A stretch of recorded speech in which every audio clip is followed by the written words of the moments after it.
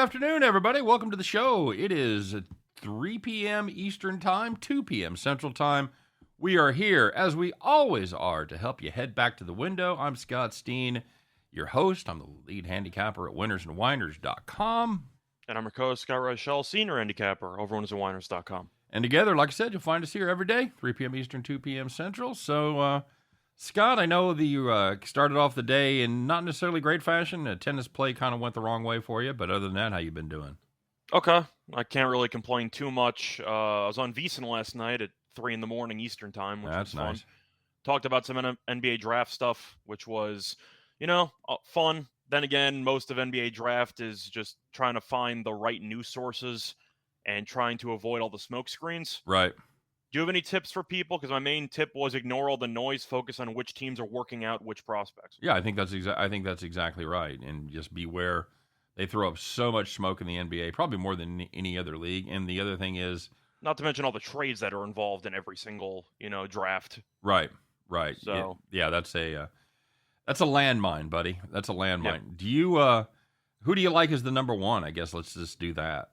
Well, Banchero took a bunch of steam. I know he went from about 12-1 to about 4-1 yesterday. So it seems like Orlando is at least fielding all of its options. Right. I still think they're going to take Jabari, if I had to guess right now. Yep. But you have any interest in Holmgren? No. I don't think Holmgren's going to go to Orlando. I think if they didn't have a center, then they could consider it. But in reality, when you already have Wendell Carter Jr., who I actually like, I think he's pretty good. Bamba, not so much, but he's still there. Right. I don't think they really need another center. So that's the issue with the NBA draft, though, and really the NFL draft as well, because they're picking first for a reason. It's because they suck at numerous positions. Right. You're assuming they're not going to take a guard. There's not even any guards available, but the point is that they already have Cole Anthony. They have some young guys, Suggs, for example. Right. They really don't have many forwards. And if you think about their small forward collection, they have Terrence Ross, who comes off the bench, and he probably should have been traded at the trade deadline last year. But who do they have? I just think Jabari Smith is an immediate plug-and-play player for that team. Yeah, I think he's the most NBA-ready player of certain. I don't know what you do with Holmgren, because he does not look like he has an NBA body yet. No, you send him to Oklahoma City, where he's probably going to go to, and he can learn from Pokusevski. No, I'm joking, but you can actually let him gain some weight. Oklahoma City's not trying to win anytime soon. So as long as you have a couple of years that you can actually mold Holmgren into the player that you want him to be, any other landing spot, I'm assuming he's going to struggle. Yep. Like, I can't picture him in Orlando playing immediately. I can't picture him going third overall to the Rockets and he's going to play immediately. I think he needs time to potentially sit on the bench, learn, and mostly gain some muscle. Yeah, should have fucking stayed in college another year. Yeah, probably. But so we got a couple guys joining us in the comment section as always. Timmy Earl in the house. What's up, Tim? 1777 memorabilia. It's been a minute since we've seen him around. Good to have him here talking about the NBA draft. It says it's more about marketing. It said Chet will go number 1, should go number 5. I don't think he goes number 1, but I don't think he's going 1. It seems like Orlando's had some smoke on Smith and Banchero. Right. It might be the ultimate smokescreen of all time, but I have not heard anything about Orlando and Chet Holmgren. All right, very good. And, of course, we want to remind everybody, if you'd be so kind to take a minute and smash that like button, let our bosses know what a great job we're doing. And, of course, get subscribed to all the YouTube channels that are available as far as our network goes, the Winners and Winers YouTube channel, and the place you're listening to us right now, the Max Wagers Network YouTube channel as well. And, of course, we are available in podcast form as well. Scott and I are available. Chris and I are available. All the major podcast platforms. That's usually ready to rock and roll right after we're off the air. I've usually got it up about 10 minutes after we're done. I've got it edited and ready for dissemination. And by edited, I mean I convert it to MP3. I don't edit out anything unless I forget to push the button in the end and you and I are just fucking shooting this shit. So we'll do it live. We'll do it live, damn it. Hey, Magellan's around. Says it's a great time to fade Serena Williams playing doubles with Owens. So, is that right? Owens? Well, Serena hasn't played in about a year, so right. If you want to fade her and just assume that Owens is going to have to do everything by herself in doubles, then I can understand the fade, because Serena, Nothing wrong with her, trying to get back into the swing of things. She's still tied for the all-time record for titles. I'm not sure if she'll ever win one again, but the point is, if she's going to be using doubles as a tune-up process, I think fading her is probably a smart move. Scott 1777 is asking about college basketball futures. Gonzaga going from 16-1 down to 9-1. Well, they're always involved in the transfer markets. I've learned my lesson. Gonzaga, close. They don't win. They're the Buffalo Bills of NCAA college basketball. I think that's an insult to the Bills. At least the Bills made it to the Super Bowl. That's true. 4 times. Gonzaga doesn't make it there every year. No, I can't do it. They made the title game twice. I cannot do it, buddy. I just can't. I'm just thinking they lost to Baylor and they lost to North Carolina. How old's Tim? Timmy's about 35 now. Give or take. There were some rumors he was going to go to the pros, and then he decided to come back. So he's younger than you are. So if you put a picture of you and a picture of Timmy next to each other, he's younger than you. That's just astounding. Yeah. Okay. All right. Memorabilia of talking about how most people, if not everybody from Gonzaga is coming back. They also were active in the transfer markets. The issue is I'm really not a Nembhard guy. And I've stated that publicly on several occasions. I know Nembhard occasionally had a good game. But I think what really put Gonzaga over the top a couple years ago, I know they lost in the finals anyway, it was Jalen Suggs. Yeah. They just had that elite guard that could take over games. And what we've seen from the last couple of champions in college basketball, you need elite level guard play. And I'm not sure that Gonzaga has that. I think that Nembhard's a steady point guard, but I don't think he wows you or he really moves the needle. Do you? I think he's more of a facilitator who's going to try not to blow you the game, but he's not going to also make many big shots when you need him to. I'm not sure I love the phrase "blow you the game," but yeah, I said he's not going to do that. I understand, but just saying. Yeah, I know. Yeah, I keep expecting him to make the leap to elite, and he just hasn't done it yet. He's a good college guard, but he's fine. Do I think he has any pro upside? Not really. Magellan said, nice nerfy last night, by the way. He said he used it as a key in a bunch of parlays. Good. Full disclosure, we also we were looking at the Yankees and the Tampa Bay nerfy. Well, I vetoed it and the price was too high, and that ended up losing. So Rizzo with that casual bomb. The Riz with a Riz bomb. So. Mm-hmm. There you go. Tommy Lloyd. Are there any teams you do like in college basketball? Because I know that they're not from a Power 5 conference, but I gotta love this Houston team, don't I? Every year, buddy. Every year. I was gonna say right now they're about co-favorites with Gonzaga. They're around 9-1 or so. I'm assuming if you shop around, you could probably find a 10-1, 11-1 because Houston doesn't have that name recognition that Gonzaga does. Right. But you look at Houston the last couple of years, and they were missing their best player last year who got injured early on. Right. That team is sick. That Houston team. Do you think the lack of competitiveness in the West Coast Conference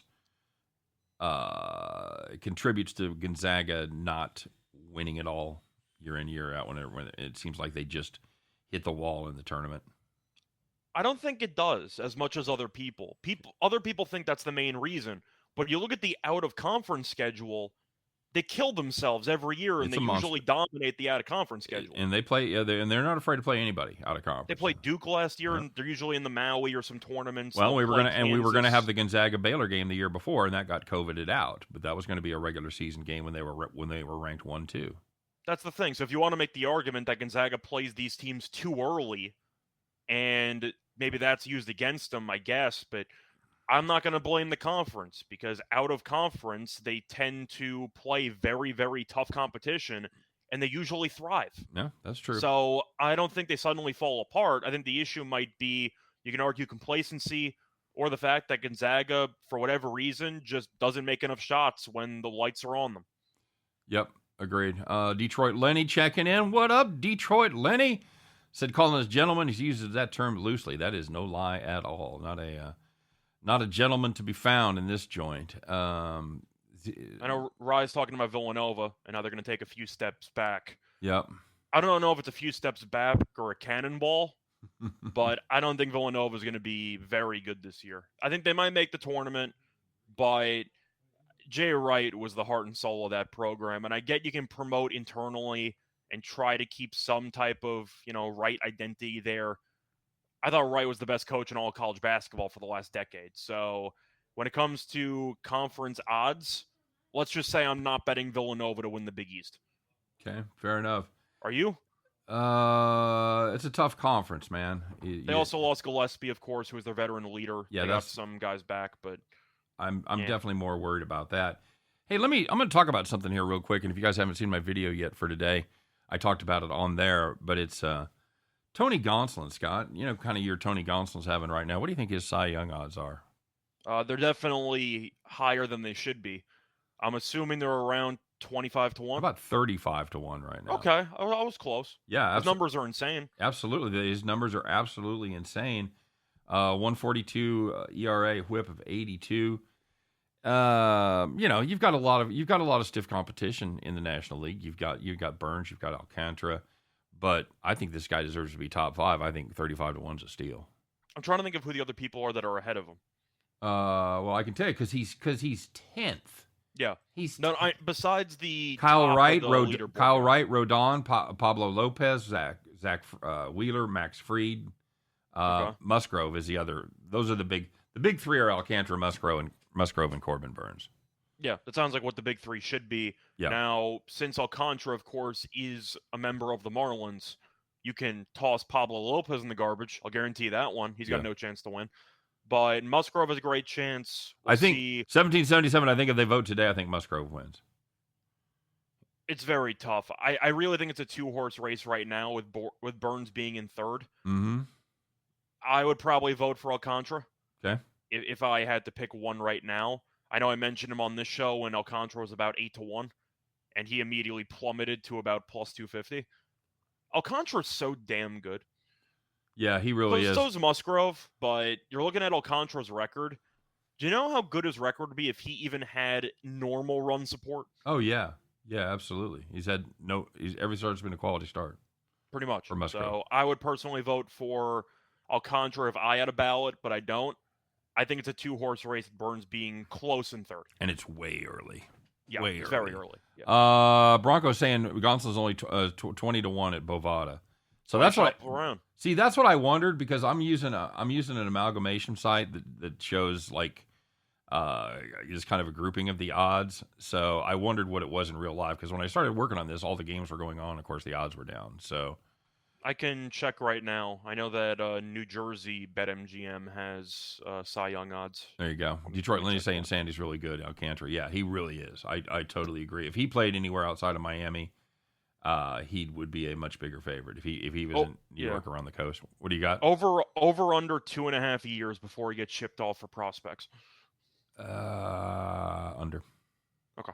Under. I'd have to know where he is in his deal, but I imagine he's. By the way, I see Gonsolin at 20 to 1 on BetMGM. So 20 to 1 is where. Okay, so I still think you can probably find higher. I just don't have all the books in front of me right now. Assume the ceiling is about 30 to 1. Okay, fair enough. I think Detroit Lenny says under as well. I still think that's an overlay at 20 to 1. I think there's. See, Magellan, you're saying that he should be disqualified for pitching for the Marlins. I think that should be a bonus because of the lack of run support. I'm surprised he hasn't jumped off a bridge already. You know how annoying it is when you go 7 innings, 1 run, you get endless no decisions. Rice says Alcantara makes pitching looks effortless. You know who else does that is the kid from Cleveland, Tristan McKenzie. McKenzie, I'm happy actually worked out because it took him a couple of years where he showed flashes, but for the most part, he would always have a couple of rough outings that would just tank the entire ERA. Mm-hmm. He's been steady this year, and it seems like he's going to be a very nice number 2 behind Kluber for the immediate future. Yeah, I think so. Rice says he's going to be dealt in next year's trade deadline. I think that's probably. Wouldn't surprise me. It's the Miami cycle. Yep, absolutely. So a couple things to remind you guys of. Of course, listen to all the great content here at the Max Wagers Network. Sean Higgs at noon, midday doing Midday Money. 1 o'clock is Allie Burns bringing Morning Wood. Me and Chris at 2 doing parlays. Scott and I bringing you back to the window at 3. 4 o'clock, Sean Miller with soccer from around the globe. And, of course, A couple of guys that we've had here in the comment section, Detroit Lenny and Tim Earl, along with Tim's brother Nick. And they are giving you your game time decision at 5 p.m. Eastern. So check all of those out. Or if you're like Bronco, as Bronco said the other day, he just has all day. He just has all day to do nothing, to sit around and watch our content. So thanks, Bronco. Appreciate it. I believe there might have been a tongue-in-cheek there. I'm not positive. But by the way, Magellan, for your Onel Cruz question, over. They just gave Cabrian Hayes a bunch of money. They're going to give Cruz a bunch of money, and they're going to hope those two guys are going to lead them to something. Of course, they need a lot more pieces, but for Cruz, I like the over 2.5. When you pay Brian that much money early on, I got to assume they're going to secure Cruz pretty early. You? Yeah, I'm the same way. Bronco said he took Gonsolin 5+ strikeouts tonight at plus 120. He said he listened to me, and it kills him. It kills him. Well, that's all right, buddy. You could do worse. Paul says the Dodgers-Reds under might be a trap. Says everybody's on that under today. Scott, how do you feel about that one? Well, it's always a slippery slope when you take an under in Great American. I think I just like the Dodgers in that one. I know Molly's been better recently. Mm-hmm. I'm still not a big fan. Okay. I wouldn't be surprised if he gets traded at the deadline. Some desperate contender tries to trade for another starter. I think Molly's maybe on a list there. But I'll back Gonsolin. I'm a big believer when it comes to betting of don't fix what isn't broken. Yeah. And backing Gonsolin's pretty good. I don't mind potentially laying 1.5 there with the Dodgers on the road. I know Mookie's on the IL, which is going to hurt the lineup. But do you have any thoughts on that one? Because I just want to back Gonsolin. I have a lot of thoughts on that one. Most of them I can't share. So fair enough. I did an interesting thing on this game, and I'll talk about it tomorrow. So you took the over 1.5 first inning runs. I see what you did. That's funny. All right. So what else? Caesars. Scott, what do we got going on at Caesars? So Caesars still has the very, very nice promotion going for them, where it is $1,500. And if you like betting and you're afraid of potentially losing, they have an insurance policy. So if you lose your first bet on your first deposit up to $1,500, you get your money back in the form of a free bet if it loses. Very good. Very good. Got to use the I like the way you put that. If you like the betting part, but you hate the potential losing really don't part, care for the losing, then, yeah. This is a deal for you. That's pretty much. That's how they should be promoting that shit. Hey, do you like betting but not losing? Well, we've got a situation that you're going to really enjoy. You got to use the code VideoWinners15. Of course, we've dropped that code in the description of today's video, along with the links to your individual states. Got to be 21. Of course, got to be your first bet, first deposit there at Caesars. Caesars has to be in a state where you are, et cetera, et cetera. And if you want my premium picks, been running pretty good here lately. We're 19-6-1 over our last 26. So we'll see if we can keep up the great work. As far as the premium picks go, that link is available in today's description as well. Scott, let's get to it. Let's talk a little bit about what happened yesterday, shall we? There was some good news, and there was some bad news, and there were some people that did well, people that had the right side. There were some people that took it in the shorts. There's people that took it to the bank. Winners, whiners, you know who you are. Let's find out what that list looks like as we reveal the Tuesday version of Call the Cops.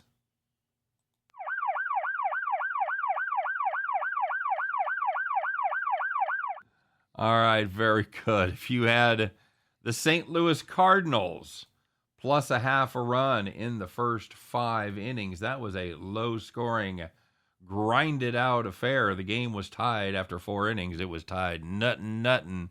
And Milwaukee, well, how about a 2-run home run in the bottom of the 5th? That'll do, pig. St. Louis trailed 2-0 after 5, 2-0 after 6, 2-0 after 9. That's the way it ended. But your game ended early if you had St. Louis plus a half at the halfway run line. So sorry. And if you had the Avalanche team total over 2.5 against the Lightning, the number looked extremely low. And it looked especially low in the middle of the game because the Avalanche had 2 goals in the first 25 minutes of the game, which means you need 1 goal in about the final 35. And you got 0. They finished with 2, and one of the best offenses in the league went scoreless for about, 2 3/4 periods. Yes, 2 and or one in 3/4 periods. Not good. 35 minutes to you and me. Yeah, that's not a fun time. Not at all. And finally, If you had the New York baseball Yankees team total under 3.5 playing the Rays, another low-scoring, grinded-out affair with a total of 6.5, had 2 runs through the first 8 innings. They scored 2 runs in the top of the 9th.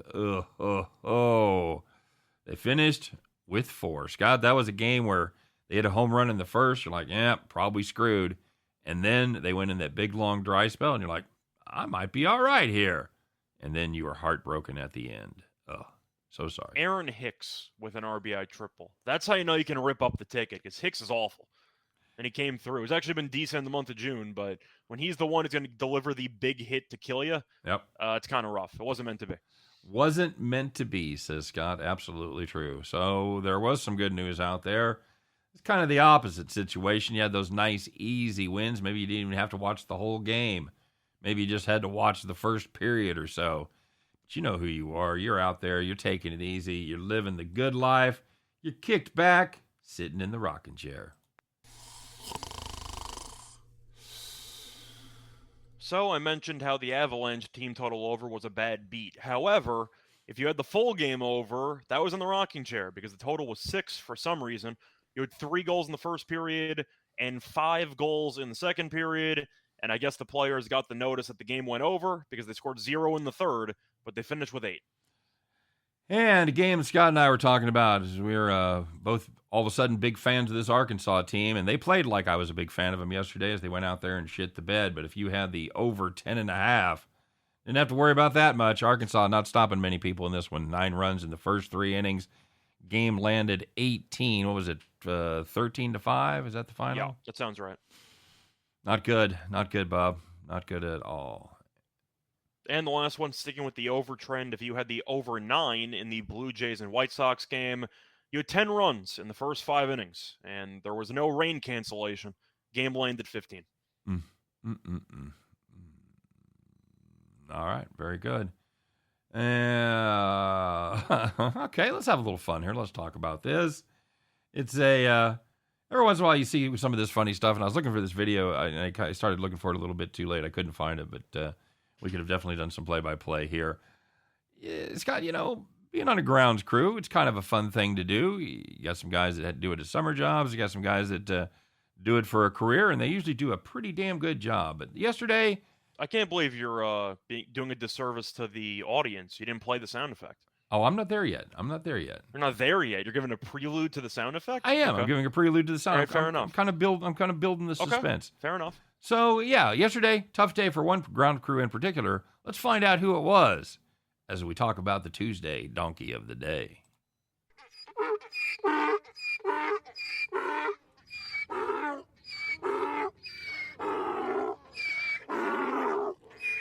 Did you really think I didn't have a plan? I wasn't sure. Okay. All right. We haven't done a donkey of the day in It's been a minute. while. So. It's been a minute. So the grounds crew there in Pittsburgh, Scott, PNC Park, they had a unexpected visitor during the game, a little squirrel. Oh, it's a little squirrel. How'd they do getting that squirrel, Scott? Not well. I'm sure people have seen ground crews try to, I'd say, get wild animals off of the actual field. And apparently they didn't really have a good protocol for it because the grounds crew failed for several minutes. You could have had Benny Hill in the background. You could have had anything you wanted. But I was going to say, long story short, there was a several-minute delay. I believe it was maybe 5 to 8 minutes or so. Just seeing a couple of grounds crew members sprinting after a squirrel with some type of makeshift net. I was going to say, did they have a net? Did they have a landing net? Or they had a bucket and a net, but the execution clearly wasn't there. But it took several minutes to get a squirrel off of the field. I was going to say, and if you don't hear yakety sax playing in the background, you're just not trying at all. Yeah. You ever had any encounters with a squirrel? I see them every day. A squirrel run up my leg one time. Nice. The kids were all at the window, and they couldn't stop laughing because I'm literally hopping around on one foot in a circle, shaking my leg. I looked like I was doing the fucking hokey pokey on acid. Did you turn yourself around? I was turning myself around. I had my right foot in. I was shaking it all about. That's what it's all about. That's what it's all about right there. Exactly. And to this day, my daughter, one of my daughters, is still absolutely terrified of squirrels. Like I'll send her like these cute squirrel memes or something that you find on the internet, and she'll be pissed at me for like 2 days. She's like, I'm not kidding, I hate squirrels. So yeah, not good. So that's who that was the squirrel of the day. Okay, so we've kind of alluded to this game, and I feel like we need to talk about it a little more in depth. We've talked about this guy, so there's no way we can be mad at him. But holy shit, you can definitely be disappointed.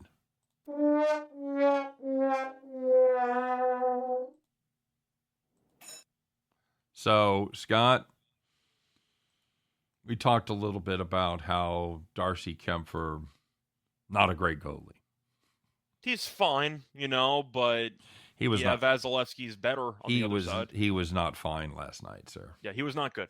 He was not good. So tell us what happened here, because I looked up. I was doing some stuff around the house. I looked up. I saw his first period scores 1-0 Colorado. I'm like, yeah, pretty much just the way we talked about it. Colorado in the under, absolutely. Next time I checked, it was 6-2. What the hell happened? I said Colorado in the over, but.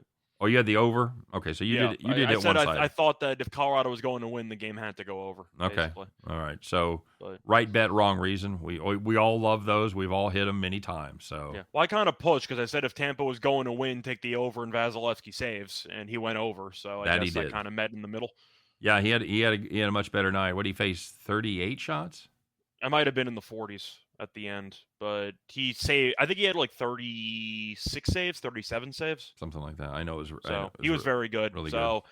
The overall game, I got the side wrong, but the over I got right, and I mentioned a couple of props. But Kempfer definitely did not get to the 30-plus saves because he allowed 5 goals on 21 shots, and he got benched in the second period. Yep. So the thing is, even though Colorado's up 2-1, I said going into the series that the main story is going to be Vasilevsky versus Kempfer, and if Colorado can overcome having a significant disadvantage in net. And even though Colorado won the first 2 games, was it because Kempfer did anything? Or was it because the defense basically prevented Tampa from getting any shots on net? Yeah, we kind of beat. We talked about that he faced 37 shots in the first 2 games. That's going to make you look really good as a goalie. Although pretty much facing 21 last night didn't make him look good. He faced 16 shots game 2? Yeah, 21 and 16 was what he faced. So the goals against average was okay for Kempfer, but it wasn't because he was playing out of his mind. It was because the defense was preventing a bunch of shots on net. Correct. Tampa had trouble clearing out of their zone, beating the forecheck. We talked about that. So yeah, I said going into the series, I thought Francouz should have been in net. Do you think it's fair to pull the plug on Kempfer, or do you think they go back to him? Francouz looked pretty good in relief yesterday. I think you give him the start. I think you give him the start on the road. Who's he? Francouz, sorry. Oh, okay. Well, that was the subject. That was the subject of your sentence. So, yes, I think you give him the start. Now, do I think they will? I think it's 50-50. Yeah, I agree. Yeah. If I was the coach, I would go with Francouz. Agreed. All right. So very good. No other sports other than baseball tonight. So, Scott, before we get to the baseball part, do you want to talk about anything in particular from the world of tennis? Anything you're looking at that you want to share with the class that's not baseball related? Well, we have Wimbledon coming up in about a week or so. It starts next Monday. Right. Of course, Djokovic is the favorite at like -115, -120. He should be. He's the best grass court player of all time. So he should be the favorite. The thing is, men's tennis tends to be very favorite-oriented. You don't have many Cinderella runs. If you want to go for a serious long shot, bet the women, because you tend to have a long shot that makes it to the semis almost every year.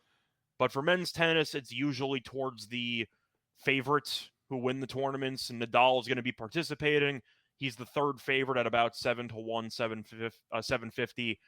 I have no interest for me. I think that Nadal, of course, grass is a worse surface, but he hasn't been able to actually play any grass court tune-up matches. He had the leg issue in the French Open. I'm not interested. My 3 future bets I'm kind of tempted by. Djokovic and Berrettini are the 2 favorites that I like. And if you want to go for a half-long shot, Hurkacz at around 18-1, I think has some value. Okay. And why do we see it so favorite heavy, Scott? Is it just the format? Let's start with 128, right? For the men's side. Yeah. So is it just because there's so many rounds of a maximum of 5 games? Is it just the guys that have been there and done that? Are they the ones that ultimately prevail, or why is it so favorite heavy? Simply put, the players at the top of the food chain are some of the greatest players of all time, and none of the other guys have had a chance for about the last 15 years. I mean, think about men's tennis when Federer and Nadal showed up. Right, Djokovic showed up a little bit later. right. But when those two showed up, nobody else won anything. Like Roddick was number one. He never won again after the U.S. Open. You can go down the line. You have a couple of nice stories. Cilic won one. Del Potro won one. I know Wawrinka won a couple. But for the most part, it's just been extremely top heavy. And you're looking at a spot where, do I think anybody on grass can beat Djokovic? No, not really. I think Djokovic is the best player on grass in the history of the sport. I think Berrettini, who made the final last year, that's the only loss he's had. He lost to Djokovic in the final of Wimbledon last year. He's undefeated on grass every other tournament he's been in. So they're my two bets there. And Hurkacz just won a tournament. He's in good form. I think that he can make the semis if you want to go for a 10 plus to 1 shot who could make a deep run. But for the most part, I just expect Djokovic to be in the final and probably win. So, And I do agree with Magellan. For the women's side, I do like Haddad Maya, who is really just been rolling on grass on the women's side. She's been great, which is kind of weird because you're not used to seeing many Brazilians who are very good on grass. But she is.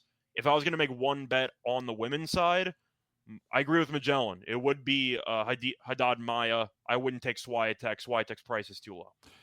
JC Stone says the top players get the best times to play. Do they also get the best court assignments? Because I know that makes a hell of a difference at Wimbledon, as those courts tend to get kind of worn down by the end of the second week. I doubt they're throwing Djokovic on court 17. Right, at yeah, 10:30 at night or whatever. But when it comes to overall talent, I'm not really saying anything that's that earth-shattering. You look at the top players in the history of the sport, and in any order you want, you have Nadal, Djokovic, and Federer, top 3 any order you want. So, yeah, the other people in the last 15 years have really not had a chance. Hasn't it always been that way? Hasn't it always been you had Borg, you had McEnroe, you had Connors, you had Pete Sampras, you had Jim Courier.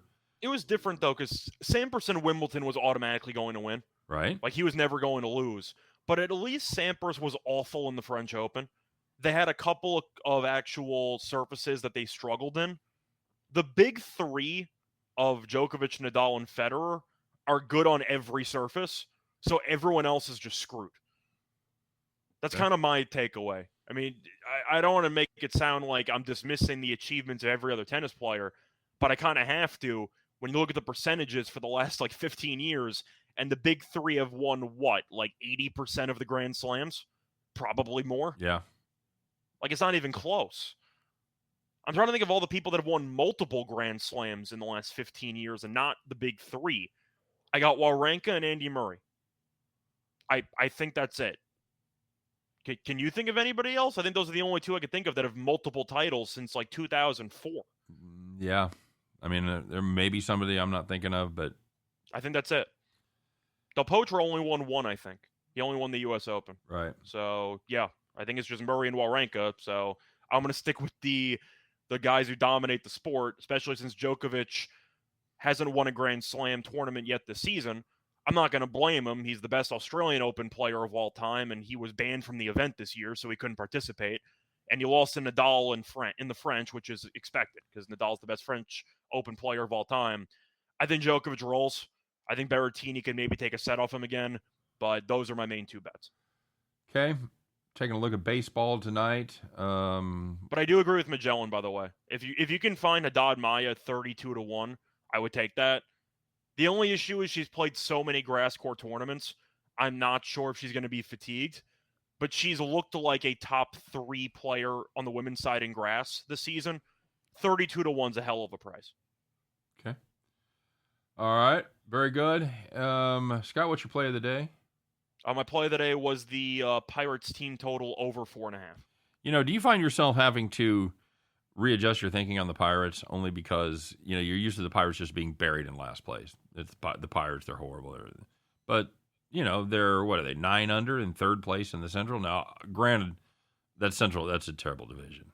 But when you look at them matching up with the Cubs, they're actually a better team than the Cubs, or at least have a better record right now. Can we say we're surprised at the Pirates? I am. I thought they'd have 100 losses. Right.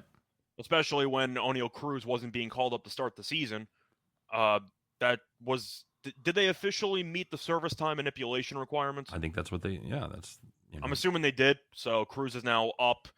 I think we also, even though we thought the Cubs and the Reds were going to be bad, I don't think we thought they would be this bad. No, especially I was very Reds down early. on the Reds. Yeah. I don't think you were. I think you Not thought as they'd much. be okay. I thought they'd be okay. I thought they'd be 500. I thought they'd be awful, but I didn't think they'd start the year, like 5-30? Yeah. I didn't have that in my mind. I thought the Cubs would get to 88 losses, something like that, but they're potentially pushing 95. So your wins have to come somewhere. So the Cubs starting shish kebab. No, shawarma. He's basically a shish kebab. He's kind of the home run king. That's why I took the Pirates team total over. Yeah, you kind of have to do that, don't you? And you talked about the wind a little bit, and we get so used to checking the wind in Wrigley Field that you forget the Cubs on the road sometimes. And this is a wind that's blowing west southwest at about 8. It's gonna be game time. Yeah, it's 12 at 6 o'clock, and then the sun starts going down. It drops down a little bit, so it's gonna be a little bit of a factor. By the way, I want to remind you guys, if you didn't know, the Charles Schwab Stadium that they play the College World Series at is aligned backwards.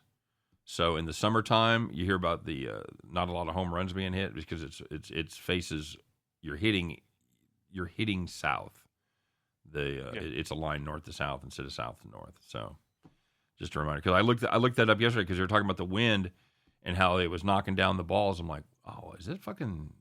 First of all, I was like, why is the wind blowing weird in Nebraska? And it's not. The stadium's set up weird. So keep that in mind when you're betting your totals. Although a couple of games yesterday, or the one game yesterday, didn't matter. They were just hitting everything in the gap. So do agree with Reichel. She's probably tired at this point. Yeah. When the value's there, but I'm curious if Hadid Maya, I don't want to say she's going to forfeit prize money, but at this point, do you consider potentially retiring and just saving your energy for Wimbledon?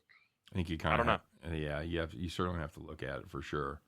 I don't know how much fatigue also matters because Casper Ruud was in a bunch of clay court tournaments and he still made the French Open final. So some people can overcome it. It's just another variable you got to account for. So we're talking about Matt Swarmer, this kid that's a pitcher for the Chicago Cubs. And For now. How long do you let him stay up, Scott? Depends how he performs, but I said in my video, if he continues to pitch like this, he'll be in AAA by the end of the month. Yeah, he's one of these guys that he's a tweener. You got to write him now. He's kind of at least so far, yeah, been a 4A guy. 20 2/3 innings, 10 home runs, Scott. Yeah. That's it's not good. No, that's better than four home runs per 9. That is not. If you want a prop tonight, I don't mind O'Neal Cruz homering. If you want to go for some type of player prop there, Cruz looked great in his first game. 2 for 5, 4 RBIs. He also had that 96-mile-per-hour throw from shortstop, which is just insane. But right.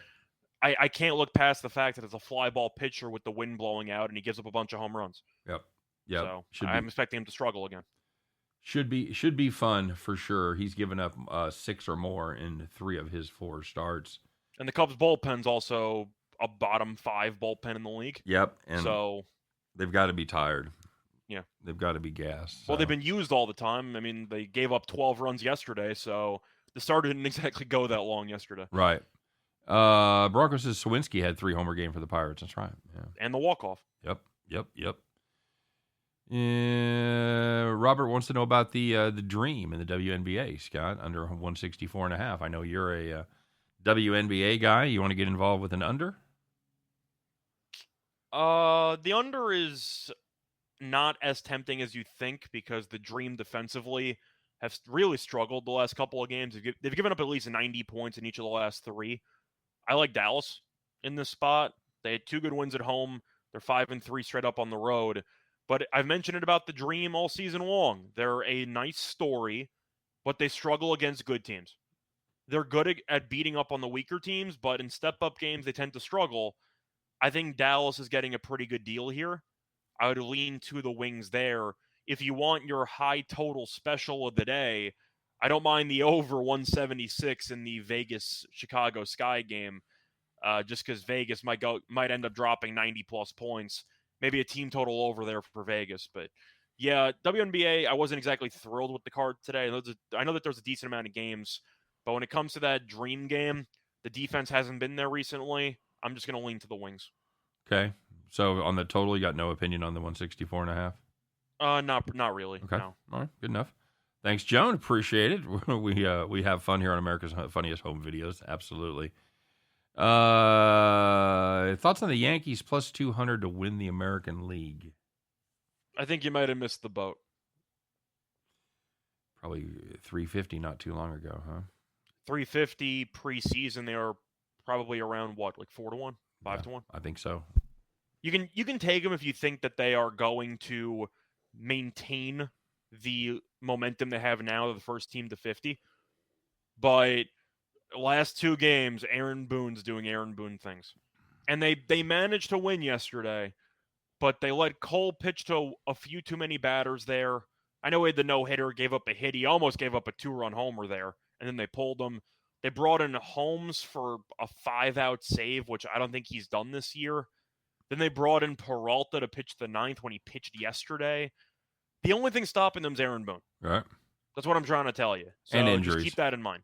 And injuries. And injuries, of course. But injuries can stop anybody. Well, but the Yankees see in their core seem to be a little more susceptible than most teams with Judge and Stanton. Yeah, pretty much. But Stanton's already had his IL stint. Judge has not, which might be on the horizon. But it's mostly just going to come down to, do you want to have money tied up in the bank or, pending for several months, relying on Aaron Boone to make the right decisions? That's really the question that you have to answer for yourself.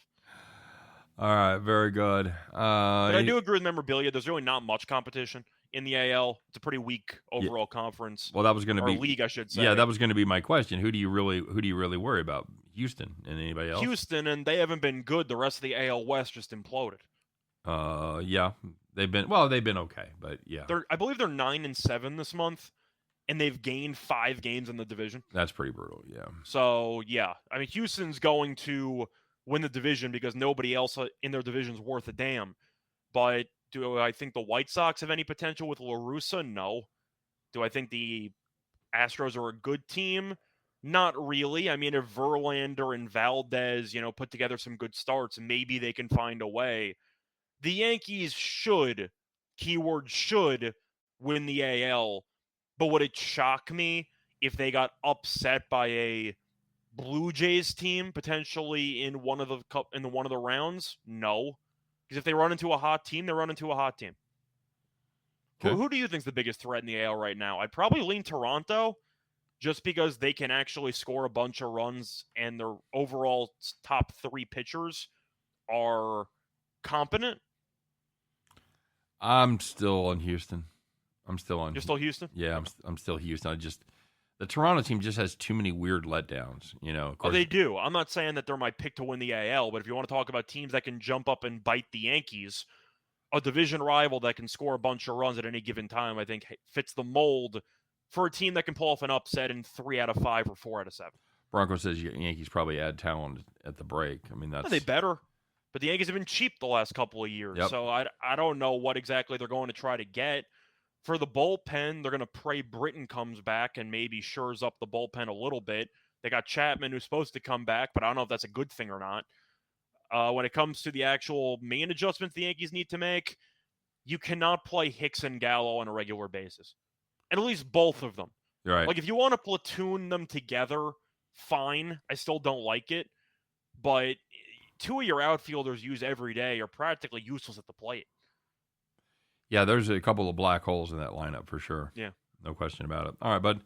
Well, let's get to it, shall we? Let's do that thing we do at the end of each and every show. Scott, it is time. It's Tuesday. Get those Tuesday overalls out, strap them on, get your straw hat ready, and climb aboard your John Deere, grab your keys, put them in, and get ready to fire that bad boy up because, ladies and gentlemen, you know it, you love it. Once again, it is time to bet the farm, everybody. Let's do it.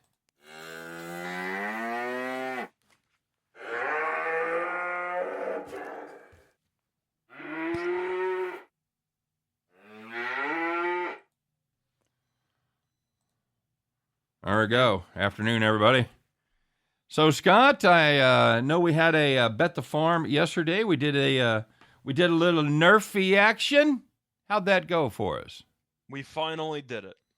We won a Nerfy. We won a Nerfy. Nice, easy Nerfy win. Cue the banjos.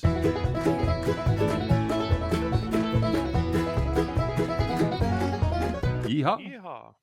So, Scott, since we played a Nerfy yesterday successfully, what are we doing today? We're going to do it again, damn it. We're doing it again. Do it. We're doing it again, damn it.